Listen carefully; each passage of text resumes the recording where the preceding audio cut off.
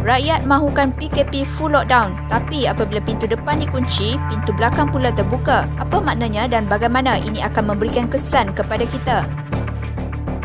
Selepas 3 kali PKP, kita masih belum belajar dari kesilapan lalu. Kini PKP yang keempat berlangsung dari 1 hingga 14 Jun 2021. PKP kali ini digelar total lockdown. Jangkaan kita pengumuman PKP ini akan jadi seperti PKP yang pertama dahulu. Kementerian Perdagangan Antarabangsa dan Industri atau MITI yang sebelum ini dipertanggungjawabkan untuk menapis syarikat yang perlu beroperasi di bawah 17 sektor keperluan tidak boleh lagi meluluskan surat sesuka hati dengan semudah membuat permohonan di laman web MITI. Rakyat disekat dari keluar daerah, tidak boleh keluar tanpa surat dari jam 8 pagi ke 8 malam dengan sekatan jalan raya dan perniagaan kecil-kecilan hanya boleh dibuka pada waktu yang singkat. Namun realitinya, kerajaan mahapakan kita dengan membuka banyak sektor ekonomi dan jumlah jangkitan di kilang terus menaik. Selang sehari, kerajaan telah mengubah keputusan untuk terus membenarkan MITI mengendalikan surat kebenaran bekerja. Natijahnya, hampir 100,000 syarikat dan 10 juta orang dibenarkan bekerja tidak seperti PKP pertama dahulu. Menteri Kanan pun kelihatan berputus asa dengan memuat naik hantaran "Saya sudah tutup pintu depan", tapi menggambarkan total lockdown ini bakal gagal kerana masih ramai rakyat Malaysia yang dibenarkan bergerak. Malah tindakan beliau sekadar mengeluh di media sosial juga seperti mahu lepas tangan. Kita boleh jangkakan angka jangkitan COVID-19